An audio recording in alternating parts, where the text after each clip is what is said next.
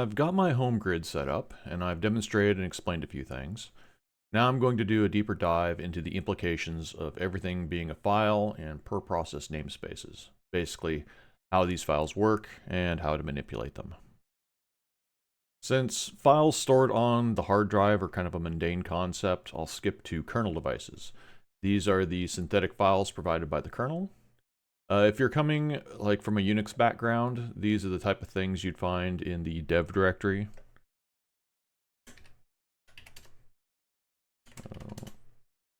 Here's mine for this terminal here. In Unix, a classic example would be TTY or the teletype, which is a device used for accessing the text terminal command line stuff. Plan 9 also has a dev directory and it serves the same function. So a list of the sort of kernel devices can be found in dev drivers. So these are all going to start with a hash sign and followed by some letter or symbol. Some of these are for accessing the hardware. So you have things like Ethernet, the mouse, there's a keyboard in there, there's USB. This is running on Raspberry Pi, so I have access to GPIO and I2C devices. And some of these, there's also, let's see, Arch. This will be architecture specific stuff you'll typically find, like the CPU temperature readout in there. And some of these are more just purely software based. So you have things like the like proc or bridging and the IP stack and stuff like that. So, and then there's also where the environmental variables are stored.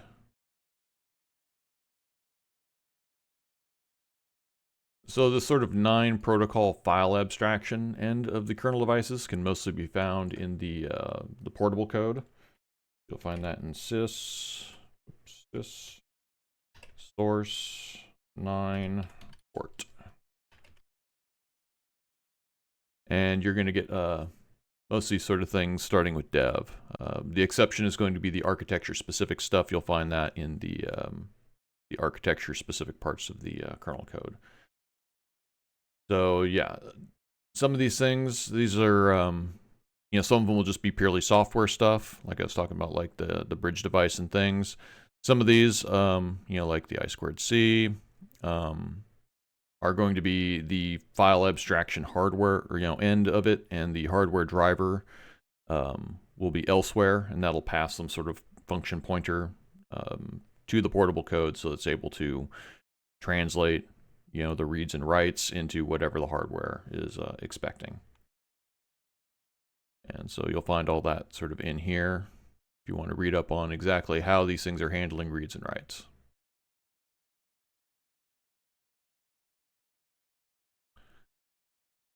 So all these things get built into a namespace. Move this here. The way to see your current namespace is the command ns. And you can see all the various things that go into making it. So you can see at the top here, there's a lot of various kernel devices being added to places like dev and stuff like that. Here's where proc is being put in, and then various other stuff. This is usually built out of a sort of default namespace recipe, and that can be found in lib namespace. If we read that, we can see here, those same ones at the top are being added in. And so that's where that comes from. So several of these kernel devices will behave similar to how you would expect them in a Unix system. Plan 9 puts a little bit more emphasis on text being the main things being sent in and out. So you won't find any sort of explicitly blocked devices.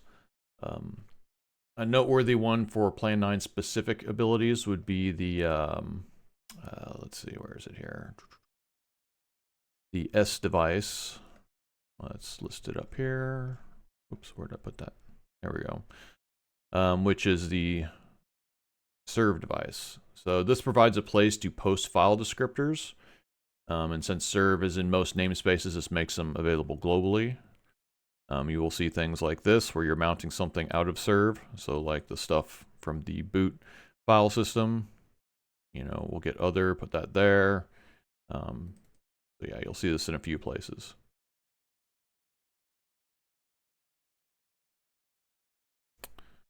So if I do something like, let's connect to the file server here.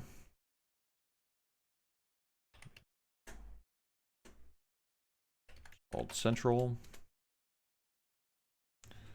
And if I look in the serve directory of central, I'll see an entry for CWFS, which is what actually handles the storage on the hard drive. If I mount that, so I can mount it from serve CWFS, I'll just put it in N, so that's just sort of an empty spot to put things. If I go to N and see what's in there, I will see basically the stuff that's stored on the hard drive. So you'll notice there is no like /n or proc or net or anything that's going to be filled in later by the virtual files from kernel devices. These are literally just the stuff generated from the files on the hard drive. And so I'll be just that sort of file system hierarchy. So I could go into user, and I can see the actual user's home directories there.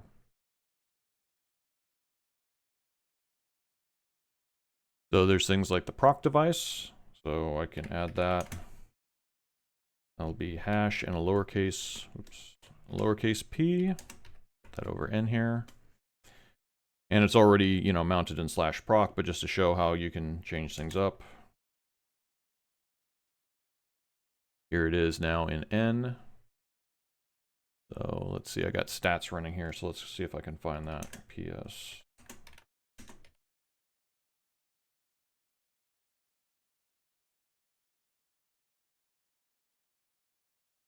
All right, so it says it's running in 377. So if I list N 377, here's the processor stuff for that stats. So I can do things. These are all little files, and I can just read them. So I can see like you know, what arguments were passed to it. So it's running stats LMI SCEZ. That's all these various options that opened up with it. I can check to see what file descriptors it has open. That'd be under FD here. Can't see them all. Let's yeah, we can see it's opening up console, swap, where it's reading the memory stuff. Dev.sysstat has stuff like the CPU load and the interrupts and some stuff. It's reading the CPU temperature file for that. It's reading the Ethernet stats for here. So, yep, there we go. We can just mount the P device in there if we want. That one's kind of cluttered. Let's get rid of it.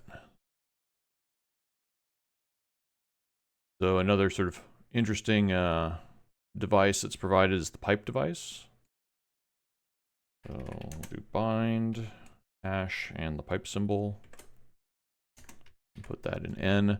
And if you're wondering why I'm putting like these little quotes around it, is because otherwise it'll pitch a fit over the little hash symbol. So I can go to N, and in here I now have a data and data1 file. And these are basically pipes, so it kind of does what it says on the tin. If I echo hello into data, and then read data1, I get the pipe back out the other end. And it works both ways.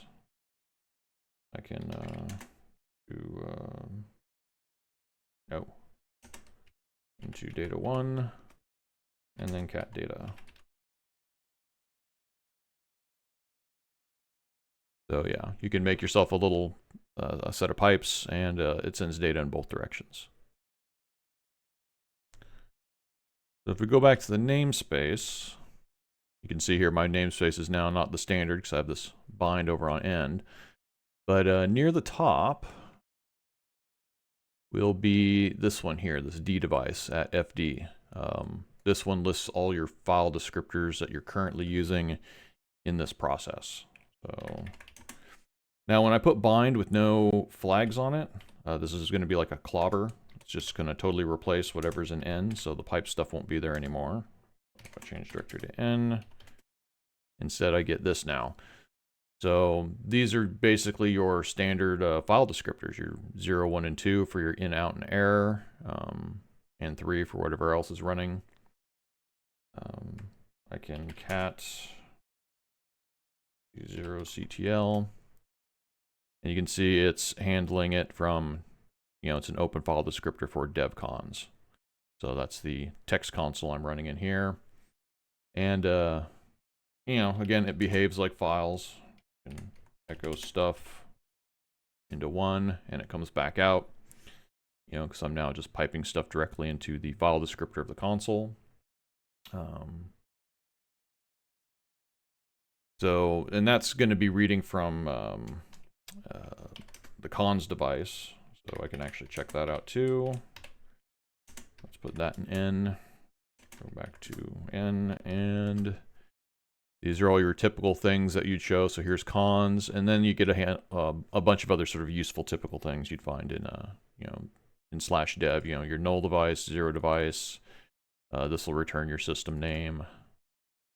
If I can add sysname. This is the video pie. You can see like it's running.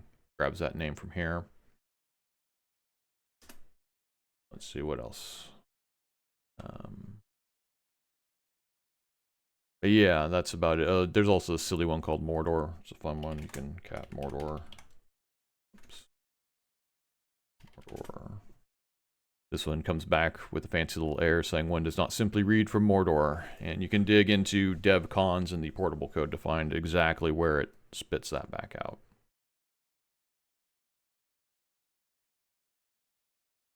Anyway, what I'm trying to lay out here is that the file system in Plan 9 is not monolithic. It is built from parts, and those parts are quite mutable. So recap, the kernel devices are file-like abstractions provided in the portable kernel code. You can use bind to add them into the namespace. One of those devices is serve, or SRV, which is the server registry.